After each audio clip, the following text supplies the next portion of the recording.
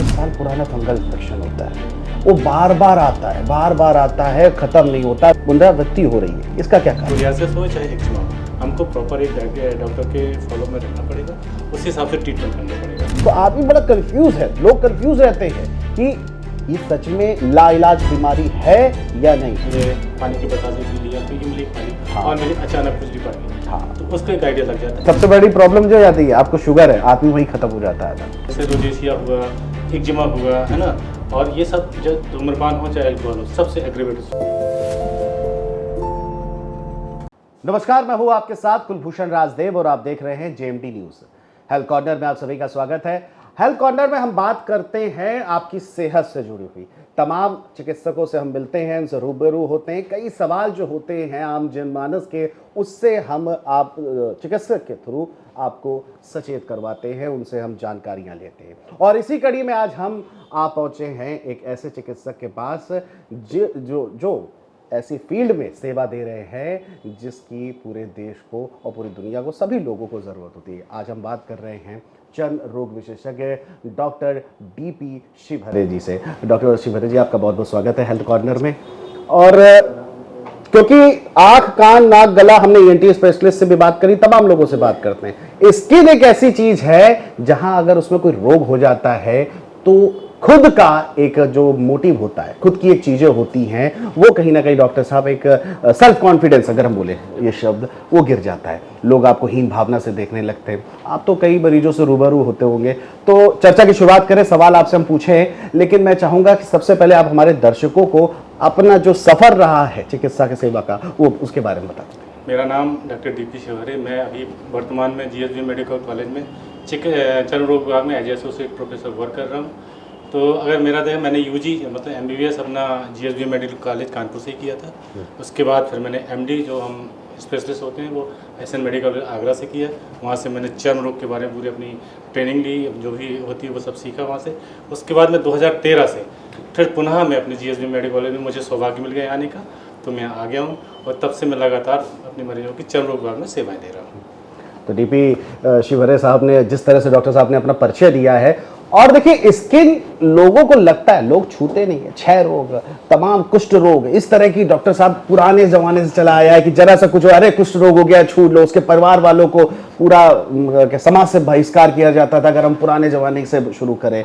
क्योंकि मौसम मानसून का चल रहा है और इसको लेकर के आपसे सबसे पहला मेरा सवाल रहेगा, क्योंकि मानसून में फंगल इन्फेक्शन, तमाम बीमारियां स्किन से जुड़ी हुई, वो ज्यादा सामने उभर के आती है, पहली बात। और जब जब मौसम चेंज होता है, सर्दी से गर्मी, गर्मी से सर्दी, तब भी ये स्थिति देखी जाती है। इसको लेकर के आप क्या कहेंगे कि क्या कारण है और कैसे बचाव किया जा सके? देख रहे हैं जैसे कि मानसून ये बदलता है, स्पेशली हम जब गर्मी में आते हैं और बरसात का ये मिक्स सीजन हो जाता है, तो इसमें उमस भी बहुत बढ़ती है, नमी बढ़ती है। तो हम सबको देखते हैं कि पसीना इतना ज़्यादा निकलता है, कुछ हमारे पसीने के फोल्ड्स हैं बॉडी के, वहाँ हमेशा नमी बनी रहती है, तो बहुत से इन्फेक्शन स्टार्ट हो जाते हैं। अगर गर्मी में देखें तो जो सबसे कॉमन होता है वो घमौरिया हम बोलते हैं, छोटे छोटे दाने होते हैं, उसमें बहुत जलन होती है, पूरी बॉडी में पड़ सकते हैं, और ज़्यादातर जो हमारे कवर्ड एरिया उसमें होता है। और दूसरा हम देखते हैं कि जो पसीना निकलता है तो हमारे पोर ब्लॉक होते हैं, तो एक्ने, मुहासे जिसको कहते हैं, बड़ी समस्याएं बढ़ जाती हैं। और हेयर फॉल, डैंड्रफ बढ़ता है, पसीना निकलता है, हम अगर स्कैल्प को अपने सही से साफ नहीं करते हैं तो हेयर फॉल होने के चांसेस बढ़ जाते हैं। इस तरह की तमाम बीमारियां, सन में बाहर जा रहे हैं तो जो एक्सपोज पार्ट है हमारे, जैसे कि कंधा हो गया, फेस हो गया, इस पर सन एलर्जी, रेड हो गया, रेडनेस बढ़ गई, चकत्ते पड़ गए, कभी कभी छाले भी पड़ जाते हैं, तो स्किन निकलने लगती है वहाँ से। तो इस तरह की समस्या बढ़ने लगती है। और जो सबसे कॉमन आजकल नहीं, पूरे देश में हमारे बढ़ रही है, कानपुर में भी बहुत ज़्यादा है, 30-40% लोगों में यूजुअली देखी गई है, वो है फंगल इन्फेक्शन।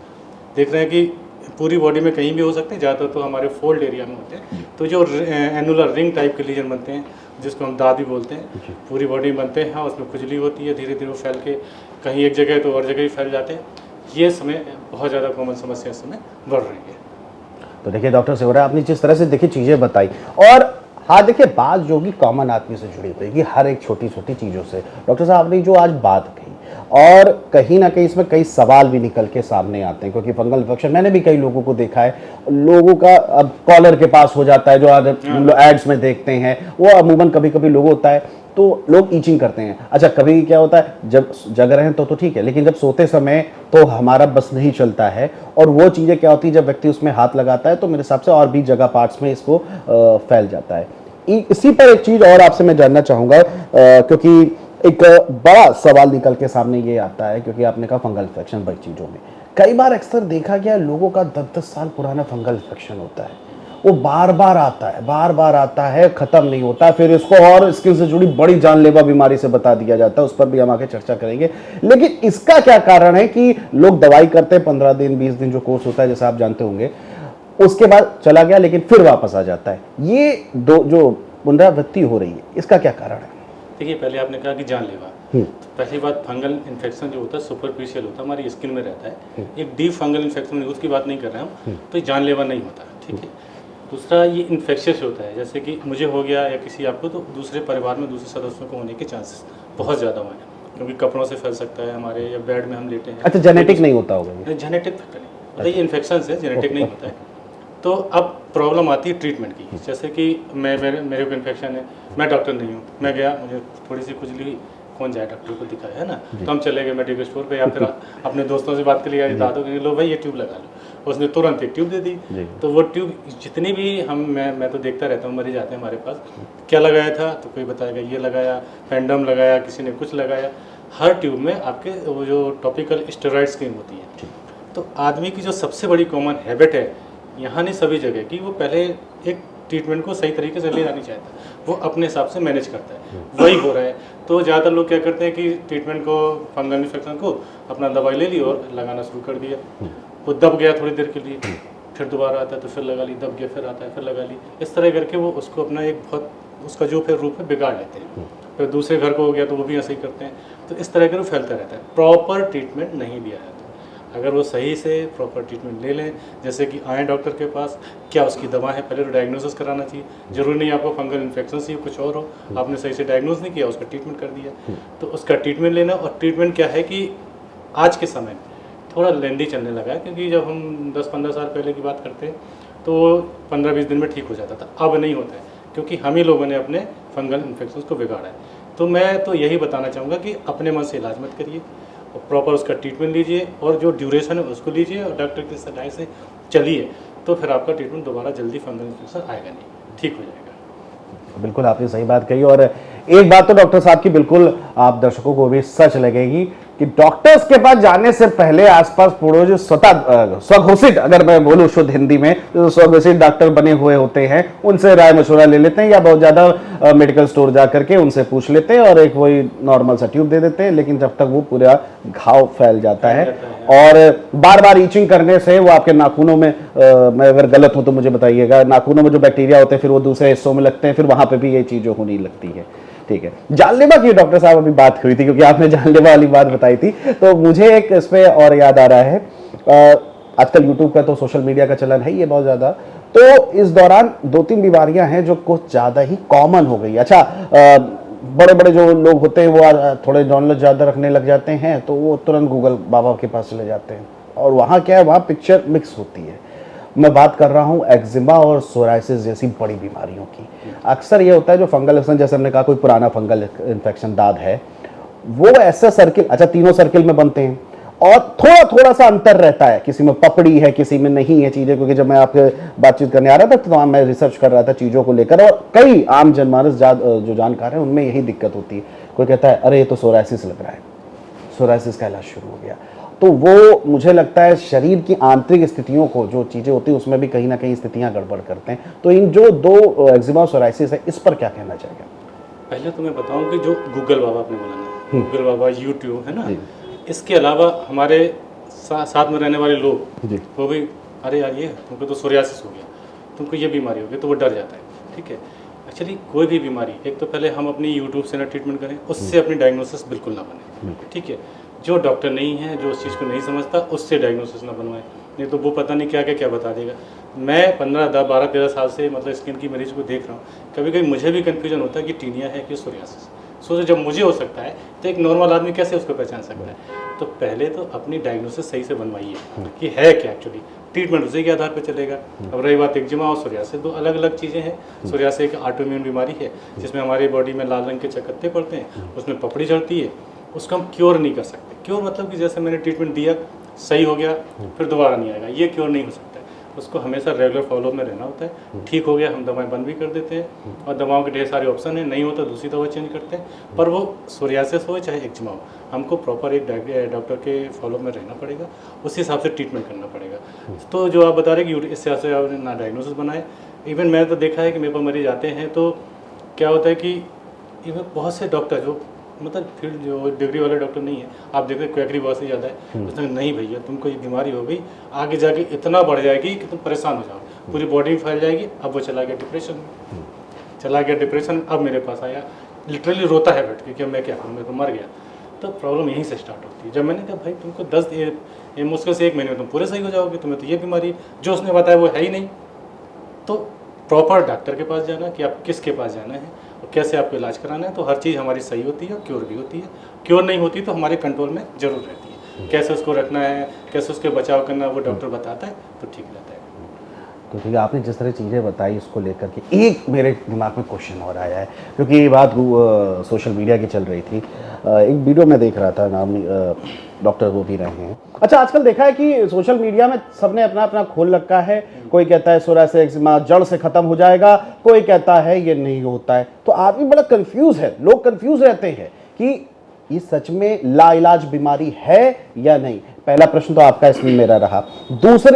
दूसरा कि एक्जिमा है या सोरियासिस है, इसकी जांच क्या होती है? क्या ब्लड टेस्ट होता है या कुछ और अलग जांच होती है? अच्छा, पहली बात तो लाइलाज वाली बता दूं।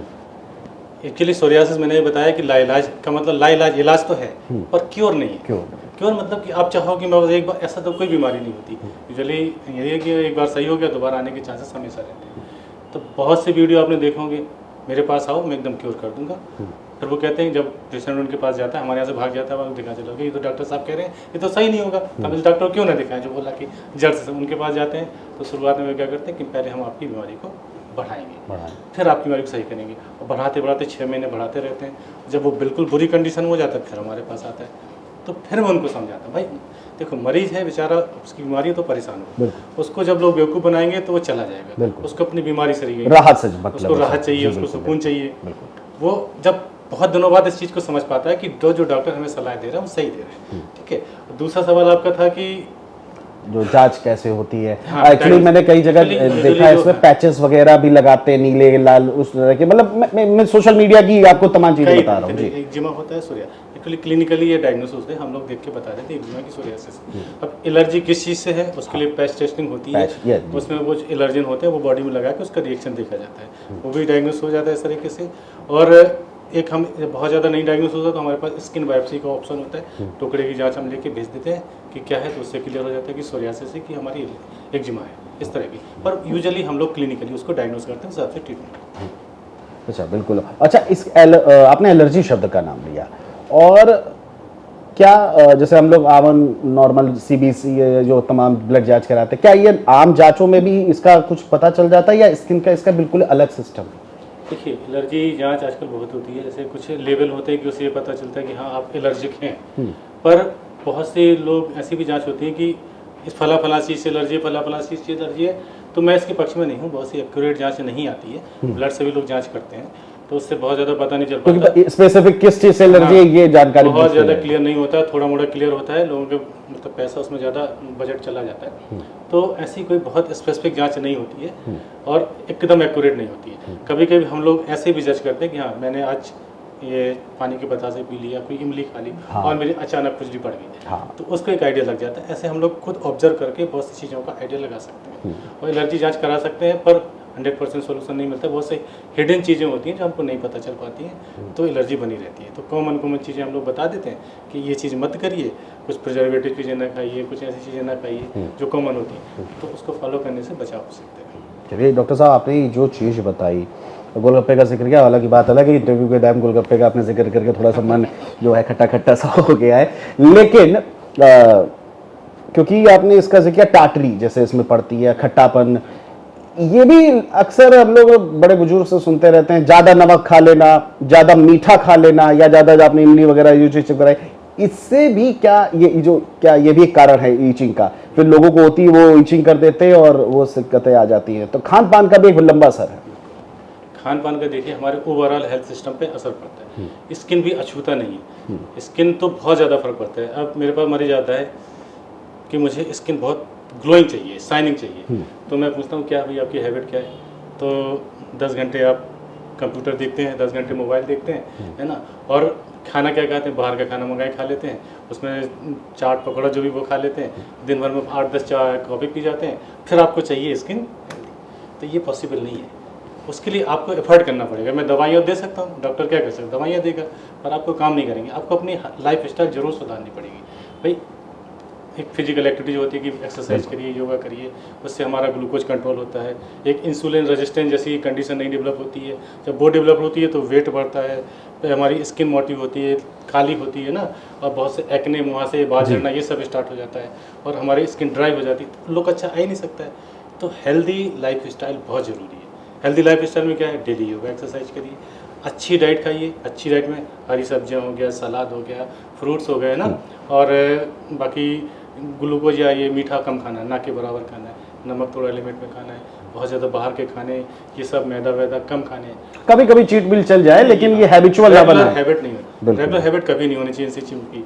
तो हम लोग एक अच्छी लाइफ स्टाइल बहुत जरूरी है। हेल्थ भी अच्छी रहेगी, स्किन भी अच्छी रहेगी, उससे दोनों चीज़ें रहेंगी। देखिए डॉक्टर शिवरे साहब से हमारी चर्चा हो रही है, और एक बात जो मैं अक्सर हर हेल्थ कॉर्नर में तमाम डॉक्टर से मिलता रहता हूँ, कभी ईएनटी एक्सपर्ट, कभी आई एक्सपर्ट से, डॉक्टर साहब एक बात बिल्कुल सही है, सबने हेल्थ कहा है, और आपसे भी अभी हम चर्चा चीजें कर रहे थे, यानी इंटरनली आप जितना अपने आप को प्योर रखेंगे उतना ही जल्दी स्किन डिसीज से आपको क्योर मिलेगा, और तमाम चीजों की जो है सारी स्थिति जो है वो अंदर से ही है। तो खान पान जो है वो बेस्ट रखिए, और तमाम चीजों को ध्यान रखना बेहद जरूरी है। सारी चीजें जो है इंटरनली और मेंटली जुड़ी हुई है। इंटरनली आपने खान पान को लेकर के, लाइफस्टाइल को लेकर के बात कर लिया, थोड़ा सा इसमें आगे हम और बढ़ना चाहेंगे। बिल्कुल जाहिर सी बात है कि वो चीजें हैं, लेकिन स्पष्टीकरण दर्शकों के लिए बहुत जरूरी है। अल्कोहल के आदि, हालांकि अल्कोहल कोई अच्छी चीज़ नहीं है, स्मोकिंग, अल्कोहल, धूम्रपान, मसाला, ये सब जो पान मसाला, क्योंकि कानपुर में तो सबसे ज़्यादा प्रचलन इसी का ही चलता है, पान मसाले का, ये कितना ज़्यादा नुकसान पहुंचाता है कितने, इससे और कितनी गंभीरता हो सकती है? देखिए ये आप भी जानते हैं, मुझे लगता है सब लोग जानते हैं, और जो ये इस चीज़ का सेवन करते हैं, अल्कोहल का, धूम्रपान का, उनको भी पता होता है कि हमारी हेल्थ खराब हो रही है। ये तो पक्का है कि अच्छा नहीं हो सकता है, अच्छा हमारे किसी भी पॉइंट ऑफ व्यू से अच्छा नहीं हो सकता है। स्किन पॉइंट ऑफ व्यू से बात करें तो देखिए स्किन में बहुत सी बीमारी होती है जो इसमें मैं माफ़ी चाहूँगा आपको रोकना, एक चीज़ और जोड़ना चाहूँगा कि एक मेरे क्वेश्चन अभी भी आया है, जो स्मोकर्स होते हैं, धुआं ले रहे हैं, सिगरेट पी रहे हैं, और एक जगह मैंने पढ़ा था, मैंने कहा आपसे आज क्लियर कर लेता हूँ, कि जो धुआं होता है वो जब आपके फंगल इन्फेक्शन है तो उसको और ज़्यादा भड़काता है, अगर हम नॉर्मल बात करें, उभारता जाता है। इनफैक्ट क्या ये बात सच है?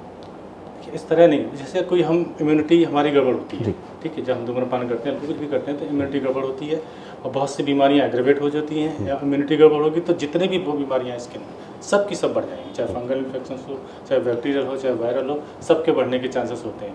और जैसे रोजेशिया हुआ, एक्जिमा हुआ, है ना, और ये सब जो धूम्रपान हो चाहे अल्कोहल हो, सबसे एग्रेवेट। सोरियासिस की भी बात करें तो हम, सोरियासिस भी बढ़ता है, तो स्ट्रेस फैक्टर बढ़ता है। भाई आप ले रहे हो, बार बार ले रहे हो, आप वीक लग रहे हो, आपकी कॉन्फिडेंस नहीं आ रहा सही से, आपको स्ट्रेस बढ़ रहा है, कमजोरी हो रही, तो उससे स्ट्रेस बढ़ने से एक साइकिल चल जाती है। स्ट्रेस बढ़ा, कमजोरी हुई, प्रॉब्लम बढ़ी, फिर वो साइकिल चलने लगती है। तो ये दोनों ही हमारे स्वास्थ्य के लिए और त्वचा के लिए बहुत ही हानिकारक है। कोशिश करनी चाहिए, अगर आप बदल नहीं सकते तो कम कर सकते हैं, धीरे धीरे उस कम करने की कोशिश पे जाना चाहिए, रेगुलर हैबिट नहीं बनानी चाहिए। बिल्कुल बिल्कुल बिल्कुल, जैसे क्योंकि कई मैंने मतलब एक दो लोगों को सुना भी है इस चीज़ों को कि अचानक से छोड़ने से साइड इफेक्ट भी कुछ आ सकते हैं, तो धीरे धीरे उसको अपनी आदत से दूर करें। ये भी एक्चुअली जो स्मोकर्स हैं या अल्कोहल है, छोड़ दो, कोई नहीं छोड़ेगा, वो धीरे धीरे उसको हैबिचुअल चीजें बनाए रखिए। तो देखिए सीधी बात है, अल्कोहल और स्मोकर्स जो है वो इस बात को बहुत ध्यान दें। डॉक्टर शिवरे ने जिस तरह से समझाया, अगर खूबसूरत स्किन चाहिए तो ये शराब और सेवन, सिगरेट का सेवन जो है उसको ना कहिए, तभी आप स्थिति ठीक हो पाएंगे। और आपको एक्जिमा है, सोराइसिस है, गूगल देवता आपको पूरी तस्वीरें निकाल के रख देंगे, लेकिन क्योर नहीं कर पाएंगे। और क्योरता के लिए वही है कि हेल्थ जो है वो बेस्ट होनी चाहिए। हेल्थ का बात चली रही थी, तो एक चीज़ और आई है, आजकल का जो लाइफस्टाइल में हमने चर्चा करी ली कि 9 घंटे ऑफिस, 10 घंटे ऑफिस, ट्रैफिक, उसके बाद नींद पूरी ना होना, 4-4 घंटे घर आकर के लैपटॉप, मतलब कि 24 घंटे में देखें तो 17-18 घंटे आदमी ऐसे ही रहता है ज़्यादातर। और जो आजकल की फ्लैट लाइफ हो गई है, छोटे से क्यूब वाली लाइफ हो गई, उसमें आदमी खुल नहीं पाता है। योगा प्राणायाम आपने बताया, देखिए वो तो हर चीज़ की जड़ है। शुगर के लोग आजकल बड़े देखे जा रहे हैं। अच्छा, छोटे छोटे बच्चों को शुगर हो रहा है, ये भी एक बड़ी समस्या है। तो क्या शुगर होने से स्किन एलर्जी या फंगल इन्फेक्शन या ये जो खतरनाक, इन पे इम्पैक्ट इसका पड़ता है? बिल्कुल बिल्कुल पड़ता है। शुगर ओवरऑल हमारी पूरी बॉडी को ही नुकसान करता है। हमारे आई को नुकसान करता है, किडनी को करता है, और भी लीवर को नुकसान करता है। हमारी ब्लड वेसल्स हैं वो पतली हो जाती है, सिकुड़ जाती है, उनको भी नुकसान करता है। साथ साथ में त्वचा को भी बहुत नुकसान करता है। त्वचा हमारी ड्राई, सूखी होने लगती है। बहुत से इन्फेक्शंस हैं, जैसे कि फंगल, अभी फंगल की बात कर रहे थे, बैक्टीरियल में फुंसी होती हैं जो ना बहुत पेनफुल होती हैं, ये सब बढ़ने लगते हैं। फंगल इन्फेक्शन बढ़ने लगते हैं, वायरस इन्फेक्शन बहुत से बढ़ने लगते हैं। दूसरा, त्वचा मोटी हो जाती है, काली पड़ने लगती है। कभी आपने देखा गर्दन काली हो किसी की, जी जी, मोटी हो गई गर्दन काली हो गई, वो बढ़ने लगता है। और कोई भी बीमारी, तो एक जानवरों की जैसी लगती है चमड़ी, अगर मैं बोलूँ जिसको जिसको, जी मैकेंथोसिस बोलते हैं, वो बढ़ने लगता है। पैरों में देखा होगा कि जो डायबिटीज अल्सर बन जाते हैं बड़े बड़े, वो जल्दी ठीक नहीं होते हैं, वो भी शुगर से। हाँ, शुगर से हो सकते हैं। तो शुगर ओवरऑल हमारे पूरे सिस्टम को नुकसान करती है, त्वचा को भी उसी तरह प्रभावित करती है। तो ये नुकसान तो होता है, तो शुगर कंट्रोल करना जरूरी है। और लाइफ स्टाइल तो शुगर वाले, मतलब साइलेंट किलर मान लें शुगर को कि पूरा साइलेंट किलर है। शुगर इवन, अब मैं ये तो नहीं कहूँगा, लेकिन शुगर बहुत ज़्यादा डेंजरस है। जैसे कि अगर डायग्नोस होती है तो बहुत से लोग सोचते हैं कि नहीं, क्या करना है, पहले मैं अपनी डाइट सुधारूंगा, पहले मैं दवा पे जाऊंगा नहीं। पर ऐसा नहीं, आप डॉक्टर की सलाह लीजिए, दवा आपको नीड है कि नहीं। अच्छा, एक जो और डॉक्टर साहब, शुगर की बात हुई तो आपसे एक और थोड़ा सा राय लेना चाहूँगा। लोग कहते हैं शुगर की एक बार दवाई स्टार्ट हो गई तो वो आजीवन रहेगी, क्या ये एक है? क्योंकि देखिए सब कुछ लाइफस्टाइल से आपने पहले बता दिया है, लेकिन मैंने 1-2 लोगों को देखा है जिन्होंने आयुर्वेदिक भी करते हैं, तमाम जो पत्तियां, हरी पत्ती, तमाम नीम की कड़ी पत्ती वगैरह सब का सेवन भी करते हैं और भागते भी रहते हैं, मतलब अपनी। और मैंने, मेरे एक साथी रहे हैं, उनकी काफ़ी हद तक शुगर आ गई थी, लेकिन अब उनकी 0 शुगर है। लेकिन हाँ, वो डेली 15 किलोमीटर टहलते भी हैं, नो डाउट, उतना उनके ऊपर है। तो क्या ये जड़ से खत्म होती है? क्योंकि सबसे बड़ी प्रॉब्लम जो जाती है, आपको शुगर है, आदमी वही खत्म हो जाता है ना। अब मेरे हिसाब से तो जड़ से नहीं खत्म होती, लेकिन लाइफ स्टाइल जो है, अगर आप डेली वॉक करते हैं, शुगर फ्री डाइट लेते हैं, ये सब करते हैं, तो शुगर कंट्रोल में रहना चाहिए। आप आयुर्वेदिक दवाइयों पे भी जाते हैं तो भी, लेकिन आपको हमेशा अपना शुगर चेक कराते रहिए। और हमेशा इस पर मत रहिए कि मैंने आयुर्वेदिक दवा खा लिया, मैं कभी मुझे शुगर हो ही नहीं सकती, इस पर मत जाइए। शुगर का प्रॉपर चेकअप होता रहेगा। नहीं बढ़ती है तो बहुत अच्छी बात है, अगर बढ़ती है तो 1-2 दवाइयाँ चलती हैं, तो जीवन भर भी खानी पड़ सकती, कोई बुराई नहीं है। आप हेल्दी तो रहेंगे, खाते रहिए। कंट्रोल होना बहुत जरूरी है इसके लिए। देखिए, दवाई तक पहुंचे ही ना, उससे पहले अपनी हेल्थ सुधार लेते हैं, वो नौबती ना है। लेकिन अगर शुगर की बात करी, शुगर साथ बीपी भी आता है लोगों को। अक्सर लोगों को देखा जाता है कि शुगर है तो बीपी तो है ही है, बिना टेंशन के शुगर कैसे होगी। और तनाव की बात अगर डॉक्टर साहब हो रही है, एक प्रश्न और इसी से जुड़ा हुआ है, चिड़चिड़ापन, उलझन करना, गुस्सा करना, चिढ़ देना, ये जो आजकल हम लोग देखते हैं लाइफस्टाइल का जो साइड इफेक्ट है, ये अगर किसी को फंगल इन्फेक्शन यदि है या कोई भी बीमारी, स्किन से डिजीजेस है, क्या ये उस पर भी इम्पैक्ट डालती है, उसको भी उभारती है या इम्पैक्ट है? बिल्कुल, कोई भी बीमारी हमारी बॉडी में होती है तो ऑब्वियसली हमको टेंशन तो होती है, एंजाइटी होती है। अगर इचिंग मुझे हो रही है, लगातार खुजली हो रही है, मैं बैठा हूँ, कोई काम कर रहा हूँ, मुझे खुजली हो रही है, तो ये अगर क्रॉनिक हो जाती, 2-3 महीने हो गई, तो आदमी में चिड़चिड़ापन आ जाता है, कोई एंजाइटी हो जाती है, डिप्रेशन भी स्टार्ट हो जाते हैं। तो ये कॉमन समस्या है, चाहे स्किन की हो, कोई भी बीमारी हो, तो हमारी इस तरह की समस्याएं आती हैं। और दूसरा, ये समस्याएं आजकल हमारी लाइफ स्टाइल पर बात करें, लाइफ स्टाइल से बहुत आ रही हैं। काम हमें मोबाइल का कितना है कि आधा घंटे का है, लेकिन हम देखते कितना है, 5 घंटे। लेट गए, लेटने से दूर नहीं रखते हैं, मोबाइल रख लिया बगल में, देख लिया, एक चीज़ देखी पर वो मन करता है दूसरी 4-5 देखी, ऐसे हम उसमें उलझा लेते हैं। प्रॉपर नींद ना आना, स्ट्रेस में रहना, ये भी हमारी बीमारियों को बढ़ाता है और स्ट्रेस को ही बढ़ा देगा, तो एक साइकिल फिर शुरू हो जाती है। तो लाइफ स्टाइल सुधारना बहुत ज़रूरी है। वही कि आप फिजिकल एक्टिविटी, योगा वगैरह करिए, अच्छी डाइट लीजिए, समय पे अपना जो काम है लैपटॉप वगैरह मोबाइल का, सोते समय बिल्कुल दूर रख दीजिए उससे, तो बहुत फर्क पड़ सकता है। बीमारी होने के बावजूद भी हमारा स्ट्रेस कम हो सकता है अगर प्रॉपर नींद लेते हैं, अच्छी डाइट लेते हैं तो फ़र्क आ जाएगा।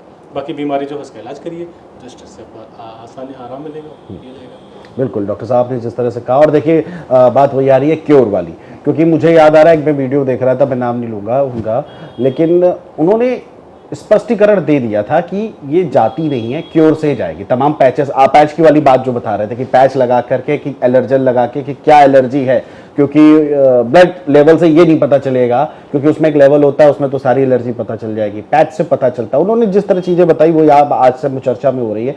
तो ये आज स्पष्ट हो गया है कि भेड़ चाल पे ना चले और एक जगह प्रॉपर इलाज कराए, और सिर्फ दवाइयों से नहीं काम चलेगा। वो हम लोग कहते हैं ना कि मरीज को दवाई खिलाओगे कुछ नहीं बोलेगा जब तक खाना नहीं खिलाएंगे, तो वो ज़रूरी है कि अपनी डाइट भी हमें संभालनी है, उसी के साथ ही मेडिसिन जो है वो इस पर सीधे आएगी। डॉक्टर साहब, एक चीज़ और है, क्योंकि सोशल मीडिया की भी हम बात कर रहे हैं, की बात कर रहे हैं, क्योंकि आम आदमी अब ज़मीन से नहीं जुड़ा, वो दादी नानी वाली गानियाँ जो हैं वो ख़त्म हो चुकी हैं चीज़ों की, कॉम्पैक्ट फैमिली सबसे हुई है चीज़ों को। और इस दरमियान ये देखा गया है कि एक तरफ तो सोशल मीडिया में डॉक्टर्स पॉइंट चल रहे होते हैं, तमाम डॉक्टर्स अपनी बातचीत करते हैं, चीज़ें बताते हैं, दूसरी तरफ एक एंटी डॉक्टर कैंपेन चल रहा होता है।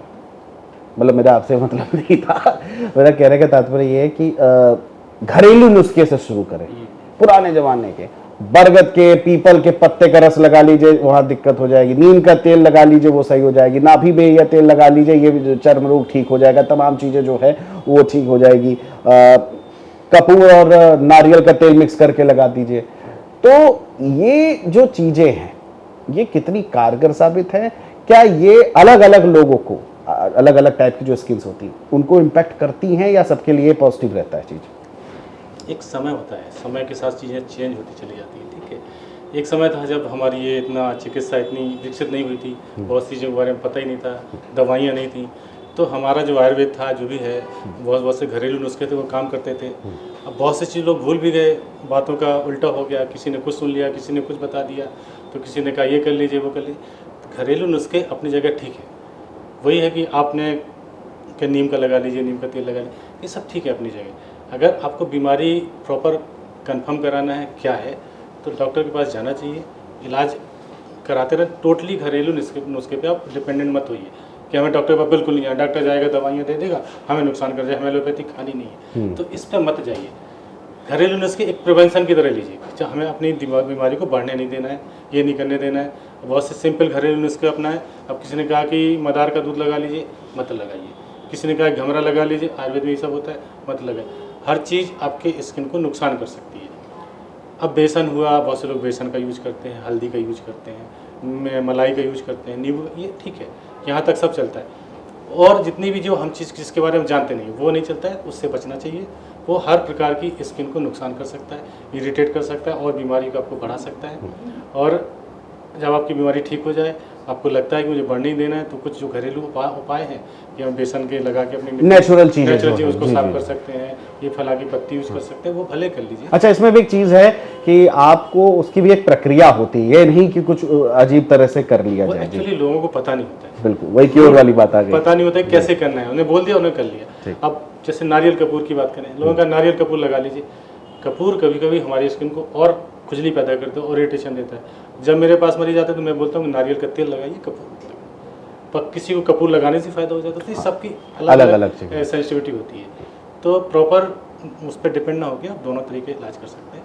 पहले समझ लीजिए अपनी बीमारी को, फिर उस पर भी जा सकते हैं बात। तो डॉक्टर साहब, जिस तरह से आपने चीज़ें बताई घरेलू नुस्खों को लेकर, देखिए दर्शकों, डॉक्टर साहब ने भी घरेलू नुस्खों पर मुहर लगाई है, लेकिन उसके पीछे भी एक शर्त है, आप उस प्रक्रिया को अगर फॉलो करेंगे तब, और वो भी शुरुआती दौर में। ये नहीं कि जब जान पे बन आई है तब आप वो कर रहे हैं तो असर पड़ेगा। जाहिर सी बात है कि अगर आप भी उस प्रक्रिया को और वही बात है, स्मोकिंग अल्कोहल करते रहेंगे और घरेलू नुस्खे लगाते रहेंगे तो वो चीज़ें कहाँ से काम आएगी, ना उसमें आयुर्वेद। फिर लोग आयुर्वेद और एलोवेद और तमाम अंग्रेजी दवाओं को सबको फिर प्रॉब्लम्स कहते हैं कि ये सही नहीं है, ये कर लो, तो ये सारी चीज़ें होती है। डॉक्टर साहब, एक्चुअली स्किन से जुड़ी बातचीत चल रही है। आजकल लोगों में हेयर फॉल भी आता है, हेयर स्किन के तहत आता है, पैचेस पड़ जाते हैं, और देखा है किसी को बार बार फुंसी भी हो जाती है बालों में, बाल पकना जिसे हम कहते हैं, बड़ी खतरनाक बीमारी हो जाती है चीज़ों को। पैच, उसको लेकर के क्या, उस पर क्या दिक्कतें आती हैं और उसको कैसे हमें अपना क्योर करना होगा? देखिए बाल में कई प्रकार की बीमारी होती है। एक तो जो सबसे पहले डेंड्रफ, जो हम जिसको सेबोरिक कैपेटिस बोलते हैं, उसमें भी छोटी छोटी पपड़ी जमती है, कभी कभी फुंसियाँ होती हैं, फिर हेयर फॉल भी होने लगता है। एक वो बीमारी हो गई। एक फंगल, प्योर फंगल इन्फेक्शन होता है, कुछ एरिया के बाल झड़ जाते हैं, यूजुअली हमने बच्चों में देखा है, तो वहाँ पैचेस टाइप में बाल हेयर फॉल होने लगता है। बड़ों में होता है तो वही पैचेस फॉर्म है, उसको एलोपेशिया एरियाटा बोलते हैं, वो अलग एंटिटी है, उसका खोज अलग होता है। तो तमाम प्रकार के कुछ इन्फेक्शन होते हैं जो हेयर पैच बन जाते हैं, वो परमानेंट हेयर रूट से ही चले जाते हैं, जिसको हम स्कारिंग हेयर लॉस बोलते हैं, कि वहाँ दोबारा हेयर नहीं आएगा। तो ये देख के आइडिया लगता है किस तरह की बीमारियाँ हैं। अगर इस तरह के पैचेस बनते हैं तो डॉक्टर से सलाह लीजिए कि कौन सी बीमारी है। फंगल है तो हम फंगल का ट्रीटमेंट लेंगे, एलोपेशिया एरियाटा है तो उस लाइन में जाना पड़ेगा, स्कारिंग है तो उस लाइन में जाना पड़ेगा, और एक सही काउंसलिंग आपको मिलेगी और सही ट्रीटमेंट मिलेगा। रही बात प्रॉपर केयर की, तो आप शैम्पू करिए बालों में, हफ्ते में 3 दिन 4 दिन जितना आप कर सकते हैं। फीमेल है तो 2 दिन 3 दिन करते हैं, मेल है तो 1-2 दिन एक्स्ट्रा कर सकते हैं। ऑयलिंग, बहुत लोगों का सवाल होता है ऑयल कैसे लगाएं। ऑयल लगाने के ऑयलिंग जरूर करना चाहिए, मैं तो कोकोनट ऑयल सजेस्ट करता हूँ, सबसे बढ़िया होता है, वो लगाइए। कोई रात को छोड़ के सुबह अपना वॉश कर सकते हैं, या किसी को डेंड्रफ की समस्या है तो वॉश करने से आधा घंटे 1 घंटे पहले लगा लीजिए। उसके बाद बाल धुलने के बाद कंडीशनर का यूज़ कर सकते हैं। बहुत ज़्यादा हेयर को ड्रायर से सुखाना नहीं है, टॉवल से रगड़ के पोंछना नहीं है। धुलने के बाद थोड़ा उनको समय दीजिए, धीरे धीरे अपने आप सूख जाएंगे ना। जैसे महिलाएं होती है कि फीमेल बाल पकड़ के खींचती है जोर, उसको ऐसे का वो भी नहीं करना है, उससे हमारे हेयर रूट कमजोर होते हैं। और किसी तरह का प्रोसीजर बहुत से लोग कराते हैं कि जाके स्ट्रेटनिंग कराते हैं, कलर लगाते हैं जाके पार्लर में, वो भी हमारे हेयर को नुकसान करता है। तो बीमारी के हिसाब से उसका ट्रीटमेंट लेना और हेयर की प्रॉपर केयर करना, तो हम बहुत चीज़ों से बच सकते हैं। देखिए हेयर को लेकर के डॉक्टर साहब ने जिस तरह से चीज़ें बताया, एक last but not the least question रहेगा, स्किन की सबसे टॉप अगर मैं कहूँ बीमारी स्किन कैंसर, और लोगों को पता नहीं होता, ये एक्जिमा सोरायसिस जो हम कहते हैं कि क्योर वाली बीमारी है, इनको बहुत आराम से जाती हैं, और ये क्या स्किन कैंसर का इलाज प्रॉपर है चीज़ों पे? देखिए इंडिया पॉइंट ऑफ व्यू से देखें, भारत देश में तो स्किन कैंसर इतना ज़्यादा स्किन कैंसर जो होता है वो यूजुअली फेयर स्किन में।